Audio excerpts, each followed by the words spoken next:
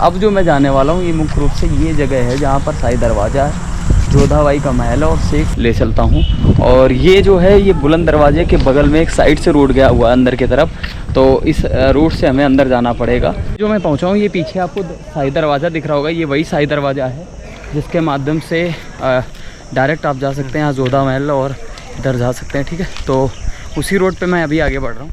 पीछे शाही दरवाज़ा दिख रहा होगा और ये पीछे आपको रोड दिखाई दे रहा होगा।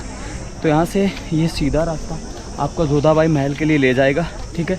और उधर से नीचे से अगर जा रहे थे तो वहाँ थोड़ा दूरी पड़ रही, इसलिए मैं थोड़ा ऊपर आया और ये शाही दरवाजे के पास से ये सीधा रास्ता आपको ले जाएगा जोधाबाई के महल के लिए।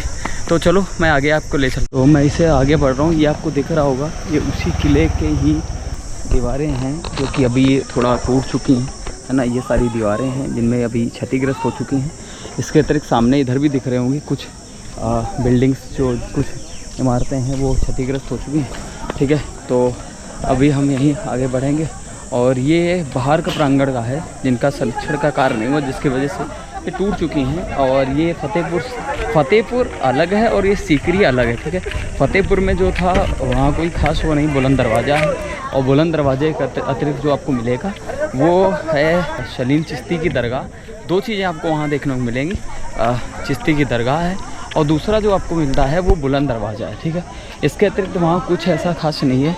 जो मुख्य रूप से आपको मिलेगा वो सीकरी के किले में मिलेगा, और सीकरी का किला जो पड़ता है वहाँ से लगभग 200 से 300 मीटर पड़ेगा। अलग से भी एक रास्ता आने के लिए है। दूसरा जो शाही दरवाज़ा मैंने आपको बताया था, उस शाही दरवाजे से भी प्रवेश करने के लिए या उससे जैसे ही आप बाहर आएंगे तो वहाँ से भी आने का एक रास्ता यहाँ मिलता है। में जाएंगे तो सीकरी के लिए आपको टिकट लेना पड़ेगा और ये 50 रुपये का टिकट लगता है यहाँ से। तो टिकट लेकर के फिर आपको प्रवेश करना पड़ेगा। तो ये है आपका जिसमें एक लिखा अस्तबल, जिसमें मतलब हरम सारा बोलते थे अस्तबल को, जहाँ पर घोड़ों को रखने का कार्य किया जाता होगा। ये है आपका अस्तबल बना हुआ है, ठीक है। और ये है जोधाबाई का महल, यहाँ पीछे आपको दिख रहा होगा। तो ये मैं जो अभी प्रवेश कर रहा हूँ वो जोधाबाई महल में प्रवेश कर रहा हूँ, ठीक है। तो चलिए मैं आपको जोधाबाई महल दिखाता हूँ। और ये जो आपका पूरा का पूरा जो प्लेस दिख रहा है ये जोधाबाई महल का प्लेस है। और ये जो आपको सामने महल दिख रहा है ये महल जोधाबाई का, ठीक है। तो ये पूरा का पूरा क्षेत्र बना हुआ है। अभी जो मैं जिस बिल्डिंग में पहुंच रहा हूँ इस बिल्डिंग का नाम है स्तनपान बिल्डिंग, जिसमें जोधाबाई अपने पुत्र को दूध पिलाने का कार्य करते होंगे। यहाँ पर लिखा भी है ना।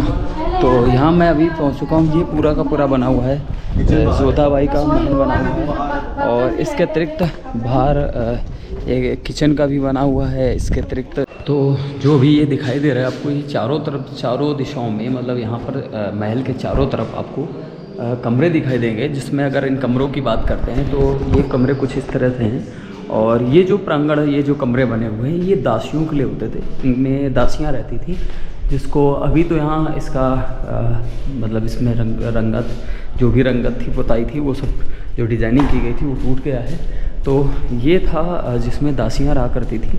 और इसके अलावा जो मुख्य महल जो आपको दिख रहे हैं ये चारों दिशाओं में इस तरह के जो महल हैं, इसमें मतलब जो इसमें काम करने वाली दासियाँ थी वो रहा करती थी, ठीक है। तो ये आपको कुछ दिख रही है इस तरह का, ये इसमें कुछ अभी बचा हुआ है। जो इसकी डिज़ाइनिंग है, जो अभी इसकी नक्काशी करी गई थी वो कुछ बची हुई है, ज़्यादातर कमरों की टूट चुकी है, ठीक है। तो ये चारों दिशाओं में मिलेंगे आपको, ये मतलब इस महल के चारों तरफ मिलेंगे जिसमें दासियाँ निवास करती थी। और निकलते हैं और ये कुछ ऐसी नक्काशी आपको दिखाई दी होगी। ये पूरा का पूरा महल था जो कि जोधाबाई का महल है ना। सामने आपको एक मंदिर दिख रहा होगा, ये मंदिर का प्रांगण था। और इसके अलावा यहाँ पर जो नीचे मैंने आपको दिखाया जो भी रूम्स बने थे वो सारे के सारे रूम जो हैं वो दासियों के रूम थे, जिसमें दासियाँ निवास करती होंगी। और इसके अतिरिक्त जो आपको ऊपर साइड में जो महल दिख रहे हैं, एक ग्रीष्मकालीन और शीतकालीन समय काल में यहाँ अपना निवास करते होंगे, समय व्यतीत करने के लिए जोधाबाई इसका प्रयोग करते होंगे, ठीक है। तो ये पूरा का पूरा महल है जिसमें ये आपको नक्काशी भी दिखाई देगी। ये कुछ इस तरह की नक्काशी आपको दिख रहा होगा, ये कलश जैसा बना हुआ है यहाँ। इस मतलब पूरे आप जितने भी इसमें वॉल पे जितने भी यहाँ पिलर बने हुए, जितने भी खंभे हैं, वहाँ सारे में ऐसी नक्काशी दिखेगी कि यहाँ कलश जैसा निर्मित किया गया है। ये जैसे आपका उंगली में आपको भी देखिएगा इस तरह की आकृति दिखाई देती है। और इसके अलावा ऊपर जो दिख रहा है ये घंटी नुमा घंटियाँ बनी होती है, क्योंकि यहाँ पर जो आपको सामने जो दिख रहा है ये मंदिर है। और मंदिर के अतिरिक्त बीच मैदान में आपको एक तुलसी का वृक्ष भी दिख रहा होगा। यहाँ तुलसी का वृक्ष लगाया जाता होगा, क्योंकि ये जोधाबाई जी है जो कि कृष्ण भक्त के रूप में जानी जाती हैं।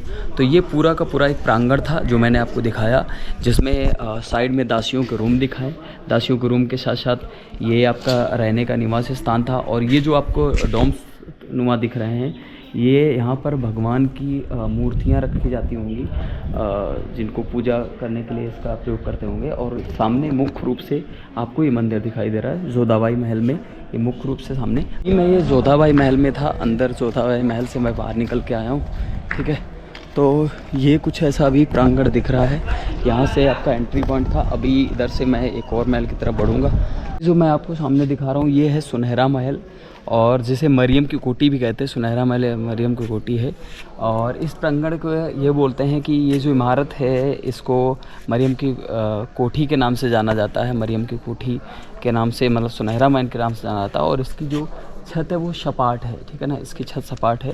और ये कुछ इसमें मैं आपको दिखा देता हूँ कि यहाँ पर जो फैज़ी थे फैज़ी ने फारसी के छंद भी यहीं रचित किए थे बैठ करके। तो ये कुछ यहाँ देखो आपको चित्रित दिखाई देगा कि ये 8 खम्भों का एक खुला बरामदा है। 8 खम्भों का खुला बरामदा है जो गर्मी के दिनों में रात में सोया जाता था, है ना। और 4 दीवारी मूर्तियों मतलब सज्जित है। उत्तर की ओर हनुमान श्री सहित श्री राम जी हैं। अन्य दीवारों पर कीर्तिमुख हंसों का जोड़ा और हाथी उत्कीर्ण किए गए हैं, ठीक है। तो मैं दिखाता हूँ आपको, ये मतलब सारे के सारे इसमें उत्कीर्ण करने कार्य किया गया है। और ये पूरा निर्मित है जो पीछे आपको दिख रहा होगा, ठीक है ना। तो इसमें इसको सारे के सारे सुसज्जित किए गए हैं और इसमें उत्कीर्ण करने का कार्य किया गया। तो अभी जो आया मैंने बताया कि ये जो है मरियम की कोठी के नाम से जानते हैं, सुनहरा महल कहते थे। और यहाँ पर बाबा बजरंगबली जी की तस्वीर दिखाई दे रही होगी। इसके अतिरिक्त श्री राम जी का भी दिखाया गया है, मतलब यहाँ श्री राम जी को भी प्रदर्शित किया गया है। तो ये कुछ इसमें कलाकृतियाँ भी बनी हुई हैं, कुछ आकृतियाँ इसमें निर्मित हैं जो चित्र यहाँ चित्रित किए गए हैं, ठीक है। तो ये है महल, और ये एक खुला बरामदे जैसा है जो कि गर्मियों के समय में इसको रात के समय लेटने के लिए प्रयोग किया जाता था। और फैज़ी ने इसी जगह बैठ कर के, जो अकबर के दरबारी कवि थे फैज़ी, उन्होंने यहीं पर बैठ कर के छंद की रचना भी करी होगी। ये वो महल है जिसे सुनहरा महल के नाम से जाना जाता है। और ये जब आप एंट्री करेंगे तो एंट्री करते ही आपको ये दिखाई देगा, ठीक है। तो ये है कुछ इस तरह का सुनहरा महल, और ये एक खुली बिल्डिंग है। और रात के समय ये बरामदा भी इसके चारों तरफ निर्मित है, तो रात के समय इसमें लेटने का कार्य भी किया जाता था। और इसे जोधाबाई की रसोई कहा जाता है। और यहाँ पर ये आप देख सकते हैं, ये है जोधाबाई की रसोई। इस रसोई का जोधाबाई जी के द्वारा प्रयोग किया जाता होगा, या जोधाबाई का जो महल है उसमें रसोई के माध्यम से भोजन बनाने का कार्य किया जाता है, ठीक है। और यहाँ पर सारी चीज़ें उल्लेखित की गई हैं, लिखा गया है धर्मसरा कार्यालय जोधाबाई का रसोई।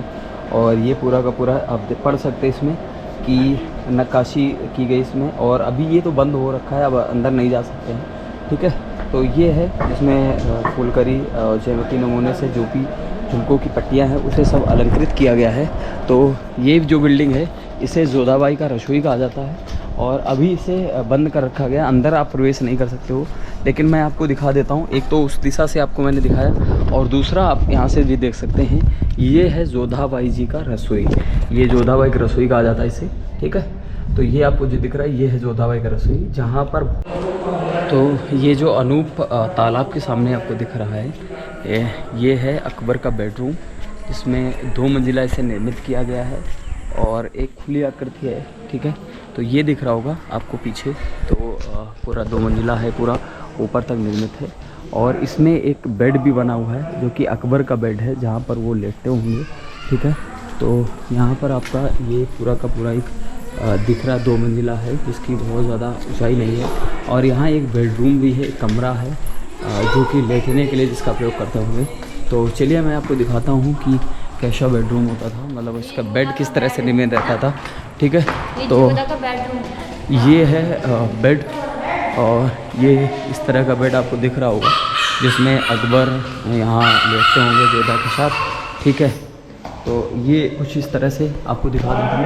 तो कुछ इस तरह से आपको दिख रहा होगा, बड़ा सा बना हुआ है, यहाँ खिड़की भी बनी हुई है, ठीक है। तो ये है बेडरूम और ये है बेड, ठीक है ना। ये जो मैं आपको दिखा रहा हूँ है ये बेडरूम, और ये आपका ये बेड दिखाई दे रहा हो, ठीक है ना।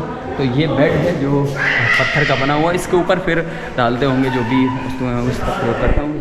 तो इतना बड़ा ये आपको बेडरूम दिख रहा होगा, नीचे से आप देख सकते हैं कितना बड़ा ये बेडरूम है, और इसका बेड कितना बड़ा है, मतलब जो पूरा पत्थर से निर्मित है ना। ये पूरा पत्थर से निर्मित है, आप देख सकते हैं कितना बड़ा है ये पूरा बेड है। ये कितना बड़ा बेड निर्मित है, इसमें अकबर और जोधा का लेटने का स्थान है, मतलब ये अकबर का लेटने का स्थान जो बेड है।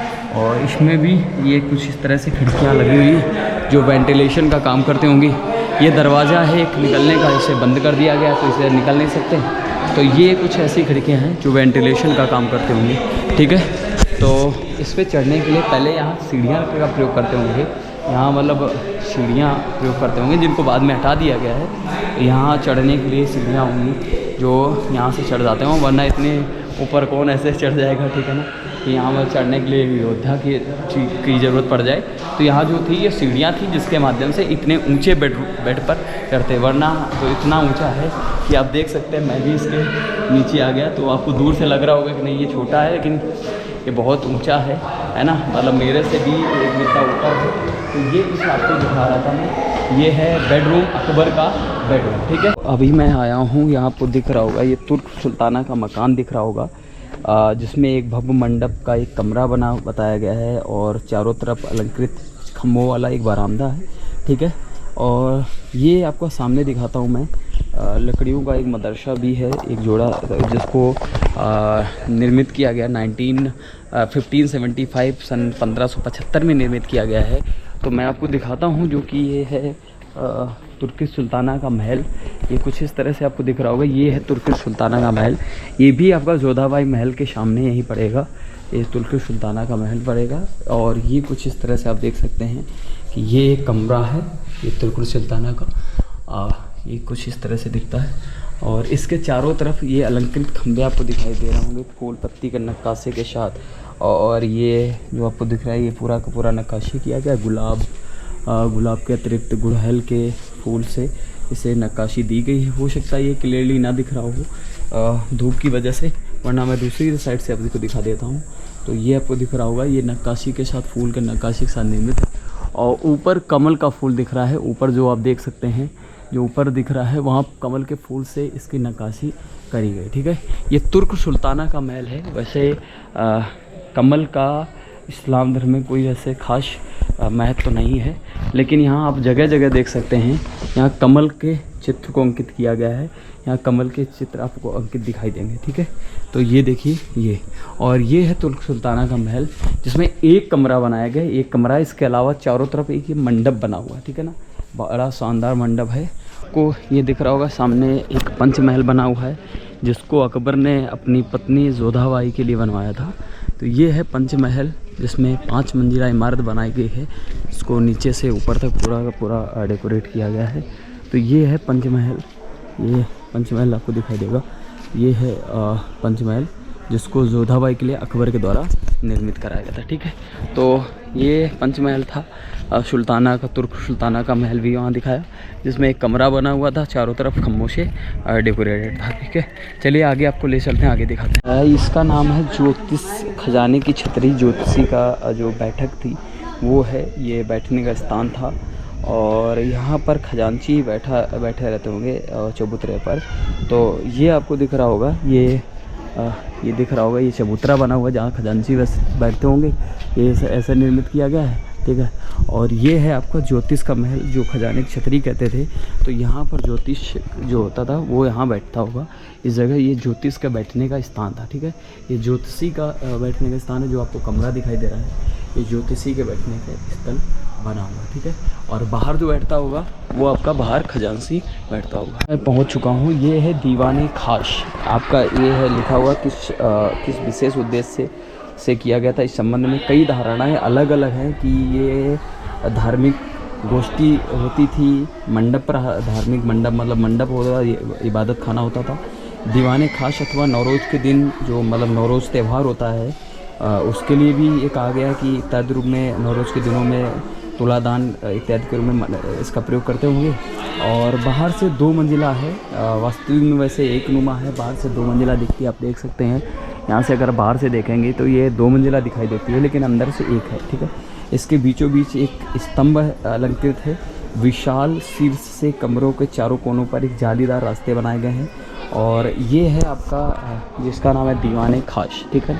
और ये बड़ा खंभा बना हुआ है, आप देख सकते हैं। यहाँ एक बड़ा खंभा निर्मित किया गया, जिसकी बात कर रहे थे कि एक बड़े खंभे का निर्माण किया गया है। तो आप देख सकते हैं किस तरह से एक बड़ा खंभा बना हुआ है। और अलग अलग धारणाएं इसके अलग अलग बात करते हैं। तो ये एक बड़ा खंभा आपको दिख रहा होगा, ये है जो बड़ा सा खंभा बना हुआ है, ये दीवाने खास का खंभा है ना। और नौरोज़ त्यौहार के समय की बात करते हैं, उस समय भी इसका प्रयोग किया जाता था। ये है खजाना, यहाँ पर लिखा 3 कमरों वाला ये भवन है। मतलब इसमें जो बने हुए 3 कमरे हैं, मतलब इसमें अब इसे मतलब जो गलती से अब आग मचौली कहा जाता है, मतलब ये लिखा हुआ है कि गलती से इसे आग मचौली के नाम से जाना था। वास्तव में सोने चांदी के सिक्कों का राजकीय कोष था। मतलब ये जो रखते होंगे यहाँ पर राजकीय कोष, यहाँ भंडारण का कार्य किया जाता होगा। और दीवारों से निकली हुई पत्थर की छुरियाँ, जो तिरछी धारियाँ हैं, जो सर्पाकार में वाले जीवों को जबड़े से निकल लेते हुए बनाया गया। मतलब यहाँ जो दिखाया गया है, अभी मैं आपको अंदर चल के दिखाता हूँ कि यहाँ जो इसका निर्माण हुआ है, ये सर्पाकार जो मतलब ऐसा दिखता है जैसे कोई दांत नुमा जो जानवरों के दांत हैं, उससे इसे निर्मित किया गया है। और ये अभी मैं उसका दिखाऊंगा, वो जो मैं अब दिखा रहा था आपको, ये खजाने में ये है स्थान जिसमें खजाना छुपाने का कार्य किया जाता होगा। ये कुछ स्थल बने हुए हैं जिसमें खजाना छुपाने का कार्य करते होंगे। और जोधाबाई सलीम मतलब शेख, और शेख जिसको जहांगीर के नाम से जाना जाता है, तो उसको भी यहीं रखने का कार्य करती थी। तो ये है जहाँ पर खजाने को छुपाया जाता होगा। ये खजाने छुपाने के स्थान बने हुए हैं। अब पता नहीं क्या है, मैं लाइट जला के देखता हूँ भाई कि कुछ भी हो सकता है अब तो ये है खजाना छुपाने का स्थान जिसमें खजाना छुपाते होंगे। ये इसमें खजाना छुपाने का कार्य किया जाता था, ठीक है। तो ये खजाना था। और इसके अतिरिक्त जो प्रांगण दिख रहा था, उसमें जोधाबाई सलीम को लेकर के बैठती होंगी, उनको पालने का। जो आपको बिल्डिंग यहाँ दिख रही होगी, ये बिल्डिंग वो बिल्डिंग है जिसका प्रयोग एज अ मदरसे के रूप में प्रयोग किया जाता होगा। और इसमें लड़कियों के लिए, मतलब यहाँ जो पढ़ने के लिए सिर्फ अधिकार दिया गया था, यहाँ इस जगह बैठ करके सिर्फ लड़कियाँ पढ़ाई करती होंगी, ठीक है। उस समय इतनी ज़्यादा लड़कियाँ नहीं होंगी, तो पूरे साम्राज्य की जो लड़की पढ़ना चाहती थी, जो भी मतलब इस्लामिक पद्धति की शिक्षा प्राप्त करनी चाहती थी, तो उसके लिए प्रांगण बना था। ये पूरा का पूरा प्रांगण है जिसमें जो लड़कियाँ होती थी उनको यहाँ शिक्षा प्रदान की जाती थी। इस्लामिक पद्धति की शिक्षा प्रदान की जाती है, इस बात को याद रखिएगा। इस्लामिक पद्धति की शिक्षा को यहाँ प्रदान करने का कार्य किया जाता है, ठीक है। इसके अलावा सामने जो दिख रहा है दीवाने खास दिखाई दे रहा है, इसे दीवाने खास के नाम से जाना था। और दीवाने खास का ये है कि दीवाने खास में जब किसी को भी न्याय की आवश्यकता होती थी, तो अकबर ने यहाँ भी दीवाने खास बनाया। जैसे आपको लाल किले में भी दीवाने खास दिखा था, यहाँ भी दीवाने खास का निर्माण किया गया है। तो जिसको भी जब कभी किसी को न्याय की आवश्यकता होती तो न्याय में के लिए वहाँ आकर के अपना न्याय की पुकार करता था। तो वो जो भी राजा, जो साम्राज्य का राजा था, तो यहाँ उसे न्याय प्रदान करने का कार्य करता था। तो इसे दीवाने आम कहा गया, सॉरी खास नहीं, याद रखिएगा। ये दीवाने आम है जहाँ पर राजा द्वारा आम जनता के लिए, सामान्य आदमी के लिए न्याय प्रदान करने का कार्य किया था। तो इसे दीवाने आम के नाम जाना, जो आपको सामने दिख रहा होगा, इसे दीवाने आम कहते हैं। और ये जो बिल्डिंग है, ये लड़कियों को शिक्षा प्रदान करने के लिए ये पूरी की पूरी एक बिल्डिंग दिखाई दे रही है, जहाँ ये पिलर्स पर खड़ी है, 1 मंजिला है। तो इसमें लड़कियों को शिक्षा प्रदान की जाती थी। और यहाँ इस्लामिक पद्धति से लड़कियों को सिर्फ शिक्षा प्रदान की जाती थी। ये सीकरी में है। अगर लड़कों की बात करते हैं तो उसके लिए फ़तेहपुर में अलग है। फ़तेहपुर में जब वहाँ चले थे उसके लिए अलग था। ये मैंने आपको पूरा जो दिखाया, ये सीकरी का किला था जो जोधाबाई के लिए निर्मित किया गया था। तो ये पूरा मैं आपको दिखा रहा था, ठीक है ना। तो ये दीवाने खास, पंचमहल, ये मैंने आपको दिखाया, ठीक है ना। इसके अलावा जोधाबाई का बेड जो था, इसके अतिरिक्त आपका तुर्क सुल्ताना का जो महल था। और ये सारी की सारी चीज़ें मैंने आपको दिखाई, ठीक है। दूसरा जहाँ पर नौरोज़ त्यौहार के समय जिस समय ये पीछे दिख रहा नौरोज़ त्यौहार के समय ये जिसका प्रयोग करते होंगे वो आपको दिखाया। तो ये पूरा प्रांगण है, यहाँ एक बार आइएगा और इसको ज़रूर देखिएगा, आपको अच्छा लगेगा। महसूस है कि राजा महाराजा या जो मुग़ल शासक या जो हमारे क्षत्रिय शासक किस तरह निवास करते थे, उस सारा आपको यहाँ दिखाई दे जाएगा।